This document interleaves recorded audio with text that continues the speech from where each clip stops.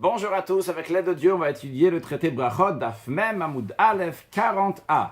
On sait, lorsque quelqu'un fait une bénédiction, avant de manger, avant une mitzvah, un commandement, il doit faire la bénédiction et tout de suite après manger, tout de suite après faire le commandement. S'il a fait un arrêt, ce qu'on appelle en hébreu un hefsek, entre la bénédiction et le manger, ou la bénédiction ou la mitzvah, eh bien, il doit recommencer à faire la bénédiction. Sa bénédiction précédente était en vain puisqu'il n'a pas fait, il n'est pas passé tout de suite à ce qu'il a fait. Amar Rav, Rav nous dit, si quelqu'un il a fait la bénédiction sur le pain, il a dit il a coupé un morceau de pain et il a dit à la personne qui était à côté de lui, qui était attablée avec lui, il a dit tol broch, prends du pain de la bénédiction, tol broch. Et notre tzarich levarer, il n'a pas besoin, cette personne-là qui a déjà fait la bénédiction, n'a pas besoin de recommencer la bénédiction parce que ça fait partie du repas, du manger, de donner à ceux aussi qui sont à table. Rashi tol broch, habotzea kodem shetamina pusa, celui qui coupe le pain avant que lui-même il a goûté du pain, du morceau de pain qu'il a coupé, batsa memena il a coupé, veroshi demishetzo, il a donné, il a tendu à celui qui est à côté de lui, ve'amarlo, il lui a parlé entre la bénédiction avant que lui mange, en disant tol mi pusa ta bracha, prends du morceau avec lequel j'ai fait la bénédiction. Afalpi shesar bentaim, bien que il a parlé entre la bénédiction et le manger, il n'a pas besoin de recommencer la bénédiction. Bien qu'en général, le fait de parler, c'est considéré un hefsek, un arrêt, comme on dit dans le traité Menachot, que sar ben tfilin et tfilin.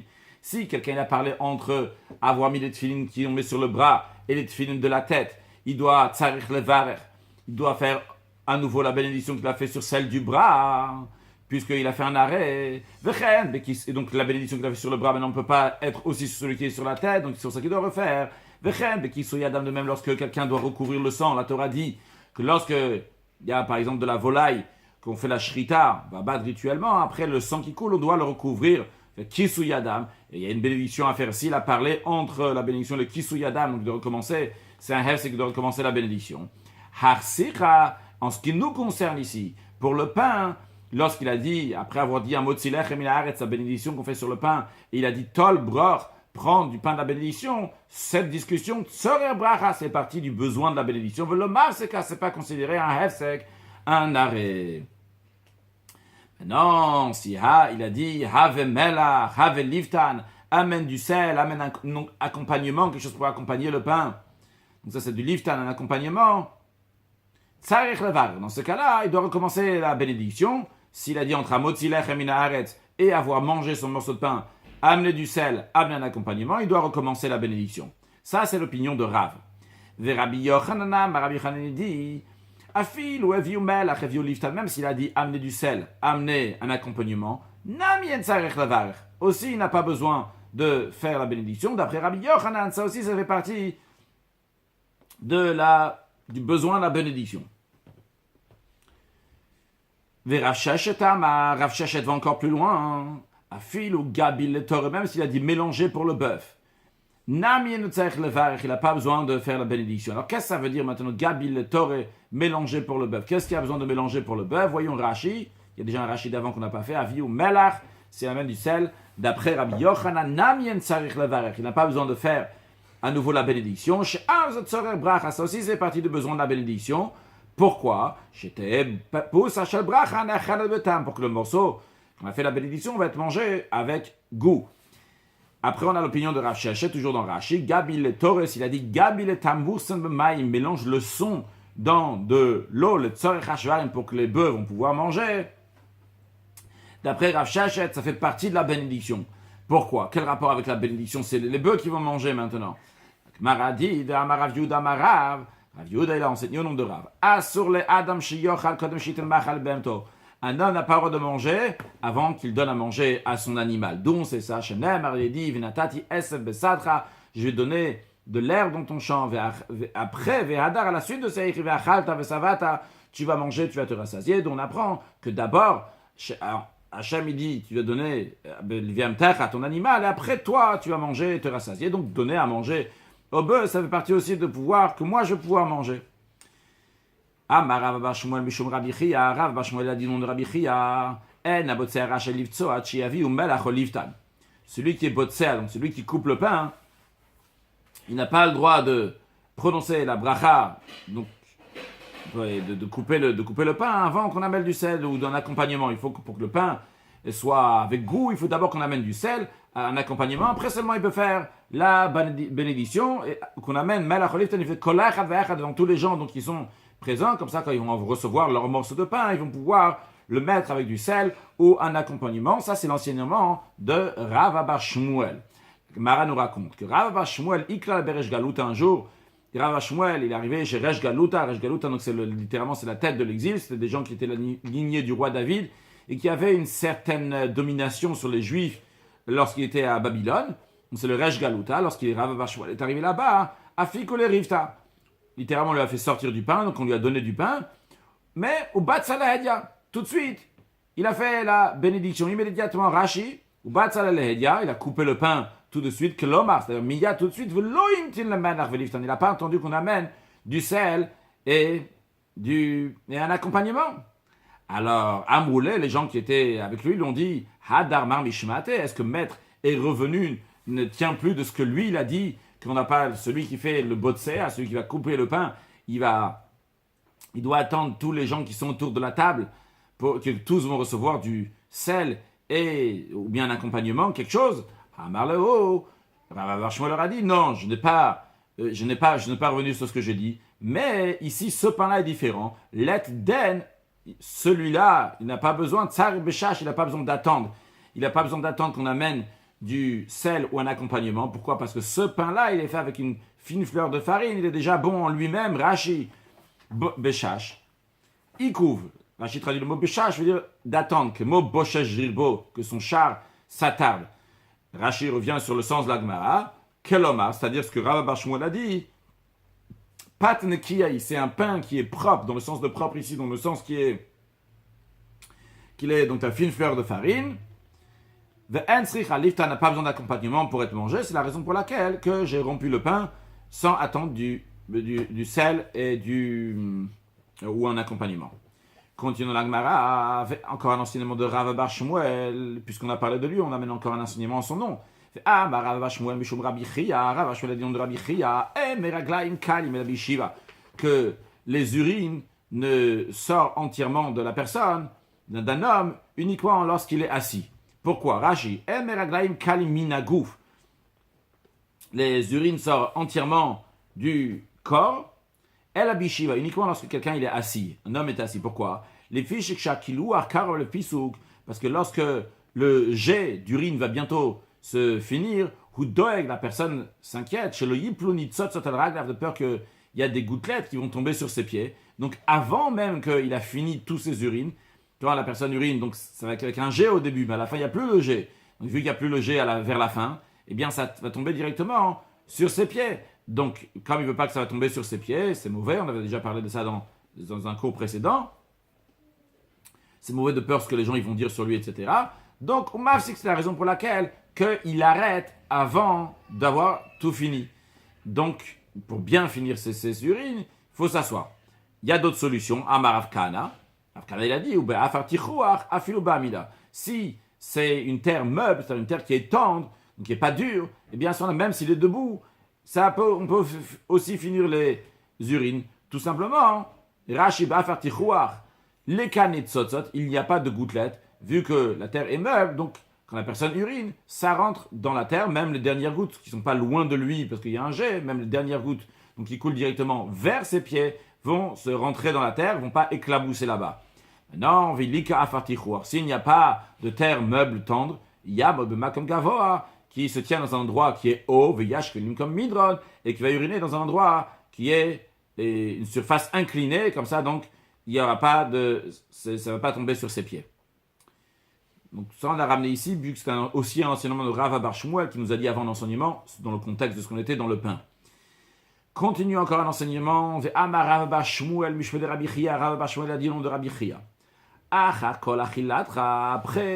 tous les fois que tu manges, echol melach, mange du sel.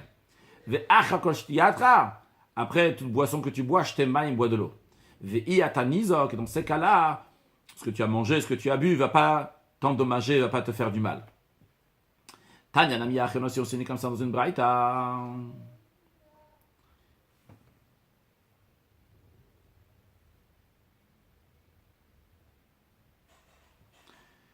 Après tout ce que tu as mangé, donc mange du sel. Après toutes les boissons, prends de l'eau, bois de l'eau. Tu ne vas pas être endommagé par ce que tu as mangé, ce que tu as bu. Tanya on enseigne dans une autre braïta. Si quelqu'un a mangé toutes sortes de manger, mais il n'a pas mangé du sel, s'il a bu toutes sortes de boissons, mais il n'a pas bu de l'eau, alors c'est pas bon. Bayom idag min re'achapé. Le jour, il doit s'inquiéter de la possibilité d'avoir une mauvaise haleine. Ou balaï, la nuit, idag min askara, qui s'inquiète, qui peut peut-être avoir la askara. Rashi nous dit, un mot en français que je ne sais pas c'est quoi askara, bonne mais lente. En tout cas, donc, c'est une inflammation de la gorge, la askara, c'est la diphtérie qui débute dans les intestins et après donc va dans la gorge qui peut entraîner un étouffement. Donc après ça, la Gemara nous dit donc il faut manger du sel à la fin et boire de l'eau. Tanu Rabban, nos sages enseigné, hamak pe achilato b'maim, celui qui fait flotter son manger dans de l'eau. C'est-à-dire Rashi, hamak pe achilato b'maim, shote maim arbe achilato. Après avoir mangé, il boit beaucoup d'eau. Achachilato tsafa b'maim, jusqu'à que son manger, donc qui est dans son ventre, flotte dans de l'eau. Rashi nous montre que le mot makpe vient du langage faire flotter. Il y a écrit vayat tsafa barzel, le fer à flotter. Là-bas, il s'agit d'un miracle. Parce que le fer en principe ça ne flotte pas, mais Targumin on traduit vekafa parzela, le mot vekafa qui veut dire vayat c'est flotter, vekafa flotter parzela le fer, donc vekafa comme ici dans la Gemara hamak vient du langage de vayat qui a flotté. La Gemara demande vekama, alors attends, excusez-moi, je reprends, hamak ve'achilato b'maim, celui qui fait flotter son manger dans de l'eau et no balide choleme'aim, il ne vient pas à une maladie intestinale. Vekama, combien d'eau, combien de pain? Amarafrizda, il a dit, qui tonne les pâtes? Une cruche d'eau pour une miche de pain. Ça, à son époque, il y avait une certaine mesure de cruche d'eau et pour le pain, les gens ils savaient de quoi il s'agissait. Amarav Mari, Amarabi Yochanan, Rav Mari, il a dit le nom de Rabbi Yochanan, Arag il badashim, ceux qui ont l'habitude de manger des lentilles, Achatish Loshim Yom, une fois tous les 30 jours, Moné Askara Mitor Beto, il empêche la Askara, la maladie qu'on vient de parler, la diphtérie, de rentrer dans sa maison. Aval kol yoma, me manger tous les jours, là ce n'est pas bon. Maïtama, pourquoi? Mishum de cache le réarapé, c'est mauvais parce que ça peut amener ça amène une mauvaise haleine. Rav Mari, Rabbi Yochanan, Rav Mari, il a dit Rabbi Yochanan, Harag il bechad ala chadish loshim yom, celui qui a l'habitude de prendre la moutarde une fois tous les 30 jours, mondé achalai mitor beto, il empêche des maladies de rentrer chez lui à la maison. Aval kol yoma, mais d'en prendre tous les jours, là non, il ne faut pas. Maïtama, quelle est la raison? Mishum de cache le choucha des libres, parce que c'est mauvais pour la faiblesse du cœur. Amarabichia, Barashi, Rabbi Chabash, il a dit Amarav, Harag et Bedagmitaim, celui qui a l'habitude de manger des petits poissons, et il ne vient pas à une maladie intestinale. Velohod, non seulement ça, chez Dagmitaim, les petits poissons, Maflin ou Marvin, ils font fructifier, multiplier, c'est-à-dire qu'ils amènent beaucoup de semences, ou Marvin kol gouf shaladam, et ils rendent en bonne santé, en forme, le corps de l'être humain. Rabbi Chanina a dit Harag el Bekatzar, celui qui a l'habitude de prendre du katzar. C'est quoi du katzar? Rashi ramène deux explications. Katzar, il y a déjà une Rashi d'avant qu'il fallait faire, Monea Askara. Il empêche l'askara, la diphtérie. Rashi nous explique pourquoi. Shacholi ba mechamat atzub neme'aim. Parce que cette maladie vient à cause que la personne est constipée. Et les lentilles font que ça va être plus liquide dans le ventre de la personne, donc il n'aura pas cette askara, cette diphtérie. Non, Rashi Katzar. Katzar, c'est quoi du Katzar? Rabotin me fashim. Mes sages, nos sages expliquent Nigel Belaz, donc c'est du Nigel. Aval Anishamatim, moi j'ai entendu Minzraïv, c'est des sortes de graines chez Zorimotober et Ishmael qu'on les plante, qui sont cultivées en Arabie. Donc continuons la Gemara. Deuxième moyenne ligne, Haragim be Katzar, celui qui a l'habitude de prendre du Katzar, on ne va pas traduire, Katzar, et Nobali de Kevlev, n'arrive pas à avoir un mal de cœur, à des douleurs au cœur. Donc, sous-entendu que le Katzar, c'est quelque chose qui est bon à prendre. Maradon Beiti, on a une question, Rashbag a enseigné que Rashbag dit dans une braïta que Katzar echad mishishim saman amavet, que le Katzar, c'est un des 60 poisons mortels. Amavetu. Encore une chose, va Yashen le Mizrach Gorno. Celui qui dort à l'est de d'où il a engrangé le Ketzar. Rashi, le Mizrach Gorno, chez le Ketzar, donc il a engrangé du Ketzar, et il dort lui à l'est. Quel est le problème? Chez Ruach Ma'aravit, parce que le vent d'ouest, Ruach Lacha, c'est un vent qui est humide, Umtunata, ça veut dire aussi donc qui est humide, Hi, elle est, Umachneset arrière betochagou, elle fait rentrer l'odeur dans le corps, vu qu'elle est humide, elle passe comme ça dans le Ketzar, et la personne qui dort derrière ça, cette odeur va rentrer dans lui, et c'est la raison pour laquelle, qu'est-ce que nous dit la Gemara, Vayashen Mizrach Gorno, Damo Berosho. Damo Berosho, littéralement, son sang est dans sa tête, c'est-à-dire qu'il est coupable de sa mort, c'est lui-même qui s'est fait mourir, il a senti, il s'est mis là-bas pour se mettre du côté, il a mangé, s'il prend du Ketzar, l'odeur du Ketzar, comme ça, après, on comprend ici. Alors, il n'est pas écrit ici ceux qui prennent du Ketzar, ceux qui dorment du côté du Ketzar tellement que c'est dangereux. La Gemara répond, donc a priori c'est contradictoire à ce qu'on vient de dire avant, que le Ketzar c'est quelque chose qui est bon à prendre. La Gemara répond, l'okasha c'est pas une question. Il y a une différence qu'on parle de l'odeur qui est mortelle, tandis que le goût n'est pas mortel. Rashi, ha-berecho ha-betamo. Ha-reach, l'odeur cachée c'est mauvais. Sur ça, la Braïta elle parle pas de celui qui en mange, quelqu'un qui a l'odeur, qui dort de ce côté-là, donc ça rentre dans ses narines, il va mourir. Par contre, vehatam tov, le goût, c'est un bon goût. Et à la suite de ça, la Gemara raconte une histoire. Eme de Rabbi Yirmiya, la mère de Rabbi Yirmiya, Afyal Rifta, elle faisait cuire du pain au Mad Bekale, elle faisait coller du Ketzach là-bas. Et par cela, Rashi Mad Bekale Berifta, elle mettait du Ketzach sur le pain, Achikala jusqu'à ce que le pain prenait le goût. Donc on a dit le goût il est bon.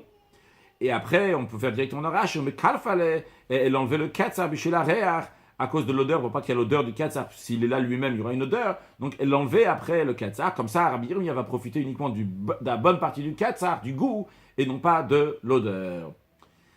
Rabbi Yehuda, Borem Yebedeshaim, on avait vu dans la Mishnah que l'opinion de Rabbi Yehuda, elle est que si quelqu'un donc, qui mange des légumes, il dit la bénédiction que celui qui a créé des variétés d'herbes, comme ça il fait quand il mange des légumes verts.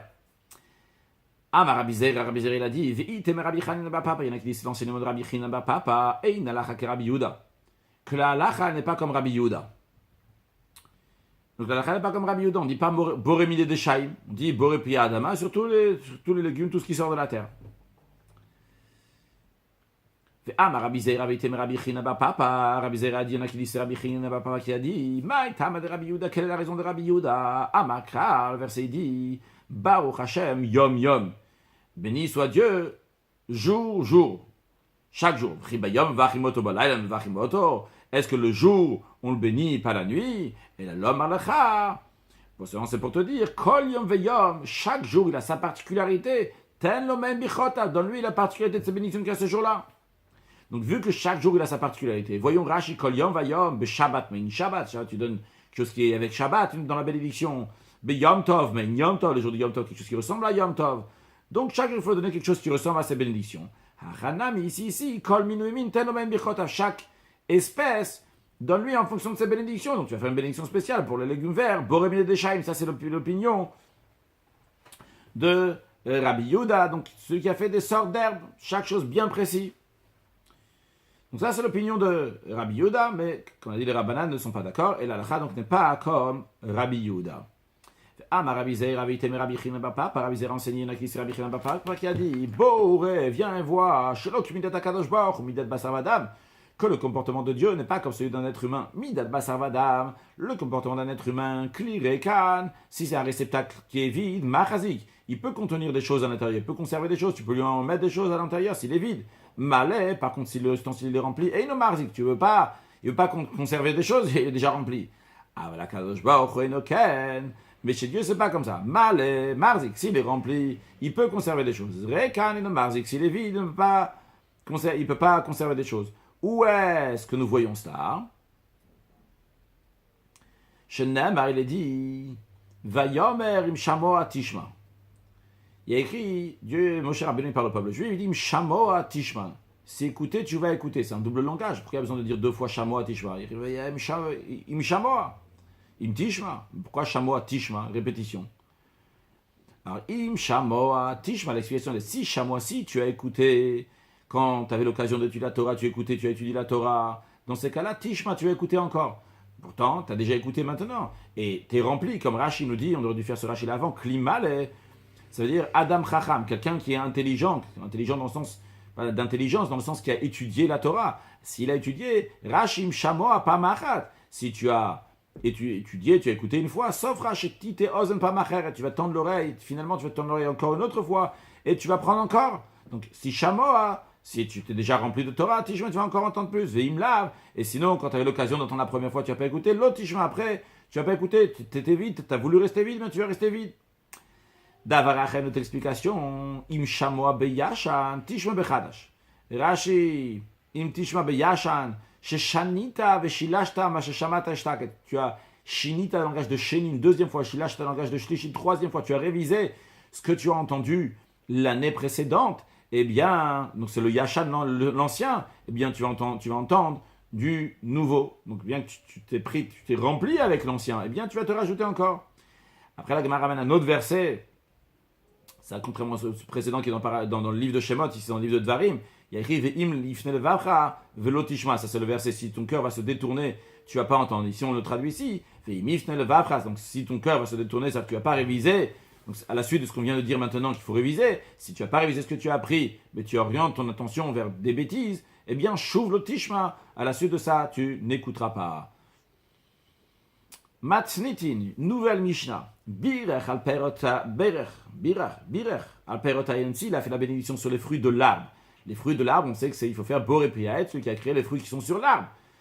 Maintenant, s'il s'est trompé, par exemple, si un fruit de l'arbre comme la pomme, il a fait Boré Peria Adama, donc celui qui crée les fruits de la terre, ce qu'on fait en principe sur des tomates, sur des concombres, sur des choses qui sont de la terre, eh bien, Yatsa, il les quitte.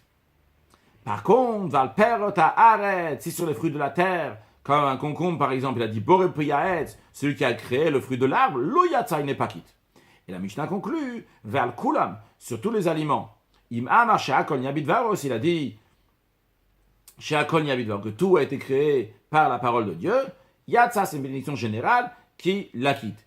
Juste, on verra que dans le prochain cours, on discutera un peu plus sur ce Shehakol Nyabidvaro. Qu'est-ce qu'il acquitte? Mais en tous les cas, le Pshat, le sens de la Mishnah, Shehakol Nyabidvaro acquitte tous les aliments. Gemara. La Gemara demande, Man Tanaki est le Tana, le maître de la Mishnah, qui tient des Ikar Ilan, que la source essentielle de l'arbre, c'est Ara, c'est la terre.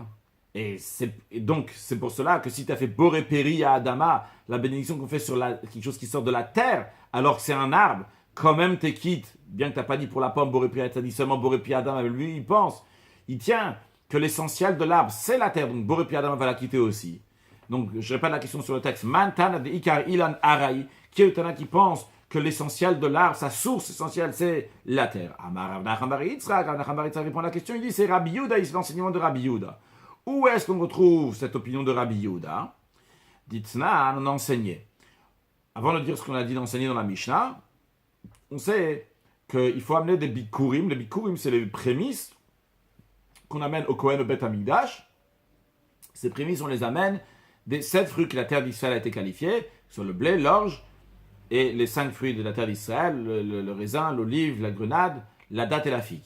Donc, maintenant, imaginons que quelqu'un a un champ, et il a déjà cueilli ce qu'il doit amener pour amener au bikurim, donc les prémices, mais à la suite de ça, Yav Shamayan, la source d'eau qui irriguait ce champ a séché. Il s'agit d'un champ qui c'est Bet Hashlachim. On va voir tout de suite dans Rashi, un Bet Hashlachim, c'est un champ qui ne se contente pas d'eau de pluie, ou qu'il n'y a pas assez de pluie, ou qu'il n'y a pas d'eau de pluie, et qu'il a besoin qu'on va l'arroser. Évidemment, il faut qu'il y ait à côté, il faut qu'il y ait un maïen, il y ait une source d'eau, ou qu'à côté, ou qu'elle passe là-bas. Rashi, il y avait déjà la question de la Gemara dans Rashi, des Ikar Ilan Araï. Donc, c'est qui? Des Ikar qui pensent que Ikar Kolaperot, que l'essentiel de tous les fruits, il y a Aretz, c'est la terre vers Kol Gadol Emen a tout grandi de la terre. Alors pour ça on a dit c'est Rabbi Yehuda, et on a ramené la Mishnah Yav Shamayan, Venim Tzatzailan. Rashi explique, Hayalo Bet Hashlachim, si quelqu'un avait un champ qui est Bet Hashlachim, donc dans lequel on a besoin d'irriguer, on a besoin d'amener de l'eau, ou Bomayan, dans lequel il y a une source, Shumashkeu Mimenu, lequel de cette source d'eau, il fait abreuver le champ. Et lui, le Katsa Bikurim Mimenu, il a cueilli les Bikurim, les prémices, pour les amener au Kohen, au temple. Après qu'il les a cueillis, Yav Shamayan, la source d'eau a séché. Vechen de même Sdea Ilan. Même s'il avait un champ dans lequel il y avait des arbres. Parce qu'avant Rashi parle, donc s'il y avait des blés ou de l'orge. Maintenant, de même, il s'agit d'un champ dans lequel il y avait des arbres. Vekatzat bikurim, même il a pris les bikurim, par exemple, de la date ou des figues. Ve'achakach niktzata Ilan, et après, l'arbre a été coupé. Mais les bikurim sont là. Maintenant, avant de continuer, il faut savoir que lorsque quelqu'un il amène les bikurim, il y a des phrases, donc des versets qu'il doit dire dans lesquels il remercie Hachem. Entre autres, ce qu'il dit, il remercie Hachem sur la terre que tu m'as donnée. La question, est-ce que cette personne-là est considérée qu'elle a une terre ou elle n'a plus de terre, vu qu'il n'y a plus il y a rien du tout pour faire, qui va maintenant faire, il n'y a rien qui va pousser. S'il n'y a pas d'eau, tu ne veux pas faire pousser les choses dans ton champ, dans ta terre. S'il n'y a pas d'arbre, il n'y a rien qui va pousser. Alors sur ça, il y a une discussion. Voyons la Gemara. Je reprends la Mishnah d'Itnan, quand on a enseigné, Yave Shamayim Vnit Tzatzaïla, donc si, ou bien dans un cas que donc c'est la source d'eau qui a séché, ou bien que dans un autre cas c'est l'arbre qui a été coupé, eh bien première opinion, le Tanakama de cette Mishnah, qui s'appelle la première opinion, mais vive no kore, il dit, il amène les bikurim au Kohen, ve'eno kore, par contre il ne peut pas lire Rashi, mais il vive no kore, she'ino yachol lomar, il ne peut pas dire, mina adam asher natatali, il ne peut pas dire la terre que tu m'as donnée. Pourquoi? Puisque la source d'eau a séché ou bien que l'arbre a été coupé mimena de ce champ, la terre n'existe plus. Pour lui, la terre n'est pas considérée la terre. Il n'y a plus rien du tout maintenant. C'est la raison pour laquelle tu ne peux pas dire la terre que tu m'as donnée. Par contre, continuons la Gemara. Rabbi Yehuda, il dit, Omer mevi vekore, il dit, il amène les bikurim vekore et il lit. Rashi mevi vekore. Il amène et il lit. Pourquoi? C'est la terre qui est essentielle. Ah, et c'est vrai que ça manque quelque chose là-bas. Dans la terre, il n'y a pas d'eau, il n'y a pas d'arbre. Ça, c'est un facteur extérieur, mais la terre, c'est l'essentiel. Et donc, ce Rabbi Yehuda qui dit que la terre, c'est l'essentiel, même s'il n'y a pas d'eau et même s'il n'y a pas d'arbre, c'est lui qui dit que lorsque il y a un arbre et j'ai pris une pomme et j'ai fait Boré Priya Adama, bien que j'aurais dû faire Boré Priya Ed, je suis quitte. Pourquoi? Parce que l'essentiel, c'est la terre, donc c'est le Boré Priya Adama. Continuons la Gemara, nous avons dit que sur les fruits de la terre, le choulo, etc., s'il a fait sur les fruits de la terre, par exemple un concombre, il a fait boré priaet, il n'est pas quitte. La Gemara demande pshita, c'est évident qu'il n'est pas quitte. Pourquoi on aurait pensé que sur un fruit de la terre, tu as fait boré priaet? Boré priaet, il n'y a pas de raisonnement de dire que tu peux faire boré priya adama et que tu peux faire boré priaet, la bénédiction d'un fruit d'un arbre sur quelque chose qui est sur la terre, qui est en dessous, qui c'est pas. Il ne dépend pas de la terre, il ne dépend pas de l'arbre. Il dit pshita, c'est évident. Rav Nachman répond, le nitzra la Rabbi Yehuda. La raison pour qu'on a besoin de dire ça, c'est pour exclure l'opinion de Rabbi Yehuda. Des Amar qui dit chita mini lanouk, il dit que chita, le blé, c'est parti, c'est un arbre, c'est une sorte d'arbre. Où est-ce qu'on trouve que Rabbi Yehuda dit ça? Des Tanya, on a enseigné dans une braïta. Ilan shachal menu Adam Arishon. L'arbre que Dieu avait interdit à Adam Arishon, cet arbre-là d'ailleurs s'appelle le Etz Hadat, l'arbre de la connaissance, que Dieu a dit à Adam Arishon de ne pas en manger, et Adam Arishon en a mangé. C'était quoi cet arbre? 3 opinions. Première, Rabbi Meir Omer, Gefenaya. Rabbi Meir dit, c'était une vigne. Pourquoi? Quel est son raisonnement? She'en lechadavar. Il dit, il n'y a rien d'autre. Shemeviye la Adam, qui cause autant de gémissements à l'homme, elle a yain, que le vin. D'où on apprend que ça peut amener des gémissements, du mal à la personne. Shenem a écrit va yesh min yain va yishkar, que Noach, il a bu du vin et il s'est enivré et ça lui a mis une humiliation pour lui-même. Ça fait qu'il a maudit son fils Kenan aussi. Donc ça amène du mal, ça amène des gémissements. C'est le vin. Donc Rabbi Meir dit, c'était une vigne que Adam Arishon, donc c'est l'arbre de Adam Arishon que Dieu lui avait interdit de manger. Deuxième opinion, Rabbi Nechemia Omer. Rabbi Nechemia dit, te'eina eta. C'était une figue. Quel est le raisonnement de dire que c'était une figue? Parce que on voit dans la suite qu'après qu'il a fauté, il voulait s'habiller. Ils étaient nus jusqu'à présent. Il voulait s'habiller. Ce qu'il a réalisé, donc, qu'il y a quelque chose de pas bon en étant nu, vu la situation actuelle. Et donc, il a voulu se couvrir. Qu'est-ce qu'il a pris? Il a pris des feuilles de te'ena, de figues sur le texte. La raison de Rabbi Nechem, il dire que c'était des figues. Parce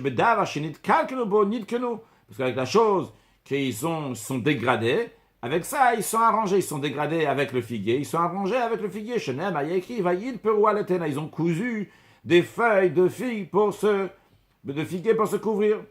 Ça, c'est la deuxième opinion. Troisième opinion, quel était cet arbre? Rabbi Yehuda, mais Rabbi Yehuda dit Chita Haïta. C'était du blé. Donc on apprend ça. C'est quel est le raisonnement de Rabbi Yehuda? Car chez En Tinok, car un enfant, un bébé ne sait pas dire, ne sait pas appeler son père, son papa et sa mère maman, jusqu'à qu'il va goûter goût de céréales. Rashi, premièrement pour le Rashi d'avant, Shouhevi est là, dans l'opinion de Rabbi Meir, le vin qui amenait du gémissement, on faisait Evimita, ça s'amenait la mort au monde, quand on dit la mort, donc c'est avec Adam Arishon, donc ça amenait quelque chose de mal, puisque Dieu il a dit dorénavant, vu que tu as fauté, tu vas mourir, toi et ta descendance. Après, dans Rashi, l'opinion de Rabbi Yehuda, qu'un enfant ne sait pas appeler père et mère, c'est appelé l'arbre de la connaissance, du dad, de la connaissance, de la conscience, donc qu'il puisse appeler père et mère, donc c'est quand il prend du dagan, lorsqu'il prend du céréal. Bien, qu'est-ce qu'on voit de tout ça? On voit que l'opinion de Rabbi Yehuda, c'est que l'arbre qu'Adam Arishon a été interdit de manger, c'était du blé. Donc, la Gemara nous dit, Sal kadata chamina, ça serait monté à mon esprit de dire que, oh, il va à Rabbi Yehuda chita min ilani, puisque Rabbi Yehuda il a dit que chita le blé c'est une sorte d'arbre, livré chalebo piaetz. Si je prends du blé, je peux faire boré piaetz, je vais faire boré piaetz sur cet arbre-là, sur cet arbre, sur le blé. Kamash malan, et c'est ça qu'on vient nous enseigner. Quand est-ce qu'on fait la bénédiction de boré piaetz sur un fruit? Et là, la Gemara nous donne une règle, comment décider, comment savoir sur quoi tu fais boré piaetz ou pas. Si, une fois que tu prends le fruit, le gavza reste encore sur l'arbre. C'est quoi le gavza d'après Rashi? Et anaf shal etz, c'est la branche d'arbre. La branche de l'arbre est encore là. Dans un arbre, il y a un tronc, il y a des racines, pardon, d'abord. En deuxième étape, il y a un tronc. Et troisièmement, il y a les branches. Rashi nous dit que quand est-ce considéré un fruit? S'il reste les branches de l'arbre. Vehadar mafik. Et après, donc, Rashi mafik peracharene, il va faire sortir d'autres fruits de cette branche-là. Ça, c'est considéré un arbre. Mais si quand tu prends les fruits, le gavza de hadar mafik, il n'y a plus la branche qui va faire sortir ces fruits-là. Il faut attendre la prochaine saison, il y a une nouvelle branche qui va sortir, mais la branche elle-même, cette branche-là, elle est sortie. Bien dans ces cas-là, la Gemara nous dit on ne fait pas boré piaetz, et la boré piadama, mais la bénédiction qu'on fait, c'est la bénédiction qu'on fait sur les fruits de la terre, boré piadama. Donc en effet, on va conclure avec l'halakha, donc qui est lié avec ce qu'on vient de voir maintenant. En ce qui concerne ce qu'on vient de dire, les critères, qu'est-ce qui est considéré un fruit sur lequel on fait boré piaetz? La Gemara nous dit, il faut que le gavza il reste. Il y a trois opinions sur cela. Qu'est-ce que c'est que le gavza il reste? Certains disent que la première opinion, c'est pas tout simplement, il faut que le gavza, ça veut dire, il faut que les racines restent. D'après eux, s'il y a le tronc, il reste seulement les racines, le tronc reprend, et les branches aussi reprennent après, eh bien c'est considéré un fruit de l'arbre. Deuxième opinion, donc même si seulement il reste le tronc, et il n'y a pas de branche, quand même c'est considéré un arbre, donc ça le gavza d'après c'est le tronc. Et une troisième opinion, que ça doit être les branches, comme on vient de voir dans l'opinion de Rashi, que les branches doivent rester. En effet, l'Admor HaZaken va comme la troisième opinion. C'est la raison pour laquelle que si les branches s'enlèvent chaque année, eh bien, on doit faire boré priya adama. Mais non, l'Admor HaZaken dit que Bedi Eved, si quelqu'un il s'est trompé, il peut s'appuyer sur la première opinion. S'il a fait boré priya sur les fruits de l'arbre, donc il reste seulement les racines, eh bien, il est quitte.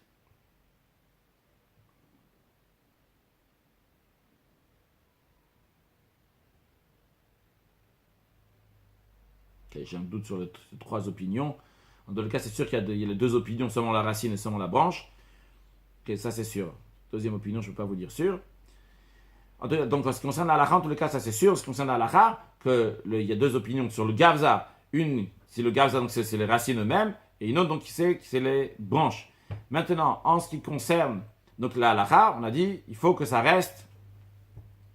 L'Admor HaZaken dit, il faut que même les branches, ils vont rester comme le commentaire de Rashi.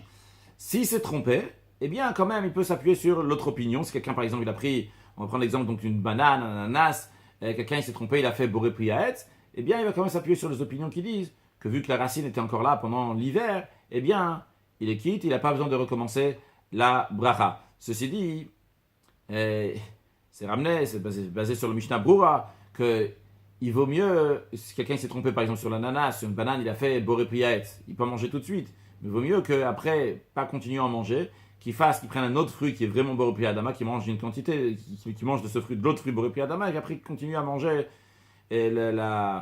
l'ananas ou la banane qu'il avait pris. Un sujet de chassidout, on a appris qu'un enfant ne sait pas appeler son père et sa mère jusqu'à qu'il va manger du dagan des céréales. C'est expliqué dans Chassidut, c'est l'idée, lorsque le peuple juif est sorti d'Égypte, eh bien, ils étaient des petits-enfants qui venaient de naître, et pour connaître Akadosh Baruch Hu, pour connaître Dieu, leur père, qui est Akadosh Baruch Hu, et d'ailleurs, quand on dit connaître Akadosh Baruch Hu, c'est pas juste connaître Akadosh Baruch Hu comme de manière rationnelle, comme un goy, il comprend que Dieu il existe parce qu'il y a un monde, etc. C'est avoir la émouna, pour avoir la foi en Dieu, ce qu'il fallait avoir. La émouna, c'est quelque chose qui est au-delà de la compréhension que le juif il a. Et d'ailleurs, comme un enfant, quand il sait que c'est son père, est-ce qu'il comprend vraiment c'est quoi son père? Il sait que c'est son père, il ne va pas se tromper que c'est un autre son père. Mais est-ce qu'il a compris qu'est-ce que représente son père? Il ne sait pas, juste il sait que lui c'est son père, il l'appelle papa. Eh bien, pour que les juifs vont comprendre Akadosh Baruch Hu, pour cela il y avait besoin de manger de la matzah. La matzah, donc fait à base de céréales. D'où aussi, la matzah, c'est michra de memnuta, c'est un manger qui ramène de la émouna.